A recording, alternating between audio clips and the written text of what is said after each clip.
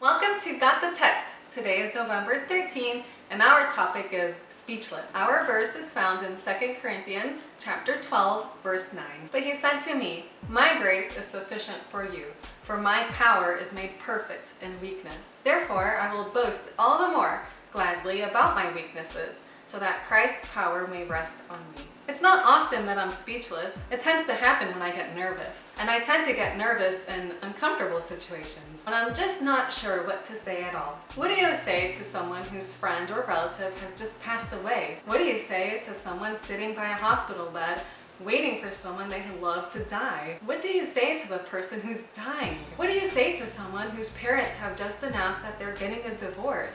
What do you say to someone whose father was just arrested? What do you say to someone whose sister was just gunned down accidentally in a drive-by shooting? What do you say to someone who just got dumped? What do you say to the friends who just found out that they have AIDS? You and I may not know exactly what to say to these hurting people, but God knows what they need. Sometimes they do need our words of reassurance or comfort. If you can't think of anything reassuring to say, you can always read a psalm for someone. Many psalms are prayers crying out to God for mercy, help, and comfort. They often contain promises of God's assistance and can be claimed for someone who is hurting. For example, Stacy waits quietly before God, for their victory comes from Him. He alone is Stacy's rock and their salvation, their fortress, where they will never be shaken. You can even highlight verses you have prayed for someone in their own Bible so they can reread them later. People don't always need words.